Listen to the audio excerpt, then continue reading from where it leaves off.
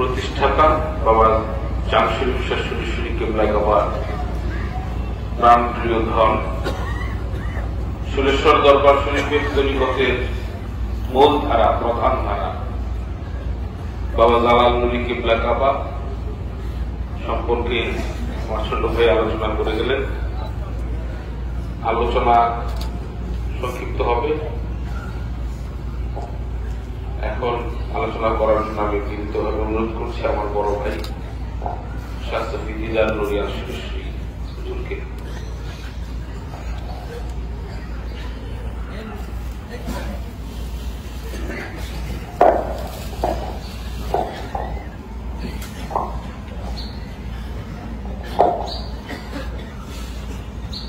نحمده ونصلي على رسوله الكريم أما بعد بسم الله الرحمن الرحيم।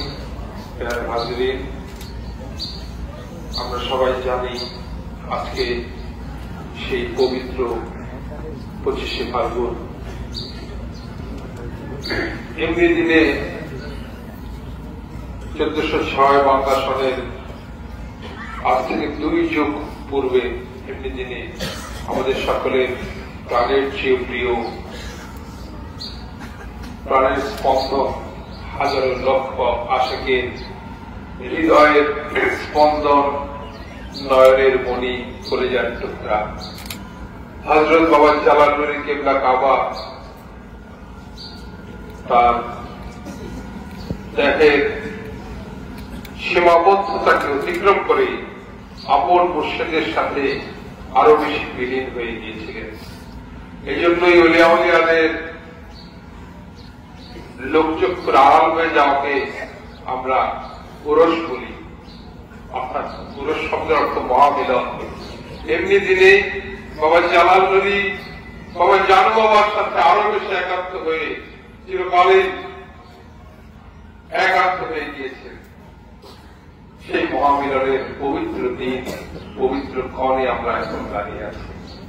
কিন্তু আমরা বাবা জালাল নুরির লক্ষ আশেক ভক্ত প্রেমিকেরা তাকে আমাদের জাহেরা জগৎ থেকে হারিয়ে ফেলেছি। আমাদের হারিয়েছে অনেক কিছুই। আমরা যারা বাবা জালাল নুরির আশেক ভক্ত, মুরিদ বয়াত, তারা আগে যেরকম মুর্শিদ কেবলাকে জায়গা থাকলে যখন খুশি দেখতে পেতাম, এখনো বাবা জালাল নুরি এই পৃথিবীতে আছেন। আল্লাহ নুরিরা চির অমর, কাজেই এখনো এই পৃথিবীতে আছেন, আমাদের মাঝে আছেন। কিন্তু আমাদের সকলের সেই শক্তি নেই যখন খুশি বাবা জানকে চর্মচক্ষু দিয়ে দেখব। আমরা হারিয়েছি অনেক কিছু। আজকে আমাদের সাধারণ আশেক ভক্তদের সেই হিসেবে হারানোর দিন। যাই হোক, আজকে একটি প্রেমের দিন, পবিত্র দিন। বাবা জালাল নুরি ছিলেন প্রেমের একজন উৎকৃষ্ট উদাহরণ। প্রত্যেক মাসুক তার আশিকের সাথে সম্পর্ক চিরকালীন প্রেমময়, অর্থাৎ এই সম্পর্কটা একটা প্রেমের সম্পর্ক। আশেক মাসুক, মুর্শিদ মুরিদ, একটা প্রেমের সম্পর্ক। কিন্তু তদুপরি তারপরও আমি বলবো বাবা জালাল নুরি ছিলেন আরো বেশি প্রেমের একজন উজ্জ্বল নক্ষত্র। বাবা জালাল নুরির আপাদমস্তক প্রেমময় ছিল তার আশেক ভক্তদের জন্য। এটা একমাত্র ওই যে একটা কথা আছে না, যে কি জানতো না বিশ্বে, বুঝিবে সে কিসে, বহু আসে বিশ্বে ধ্বংসে বিচারে। এটা বাবা জালাল নুরির আশেক ভক্ত প্রেমিকেরাই শুধু বোঝে, এটা আসলে মুখে বলে বোঝানোর নয়। বাবা জালাল নুরি কত বেশি প্রেমময় ছিলেন, তার ভক্তদের সাথে তার হৃদয়ের যে টিউনিং, আত্মার যে সম্পর্ক, সেটা যে কত বেশি গভীরতর ছিল, কত বেশি শক্তিশালী ছিল সেই আত্মিক নেটওয়ার্ক। এটা আসলে আমরা একজন বললো আরেকজন বুঝলেন এরকম না, এটা হৃদয় দিয়েই, অন্তর দিয়েই উপলব্ধি করতে হয়, তা আসলে বলে বোঝানোর বিষয় না। বাবা জালাল নুরির অথম নাতি এবং তার একজন রোহানিয়ার সন্তান হিসেবে আমি তাকে এটুকুই বুঝি, তিনি অত্যন্ত প্রেমময় একজন মহান মুসলিম কেবলা। এরকম যুগ যুগান্তরে শতাব্দী ও শতাব্দীর পরে হয়তো কেউ আসেন কিংবা এরকম মেলেও না।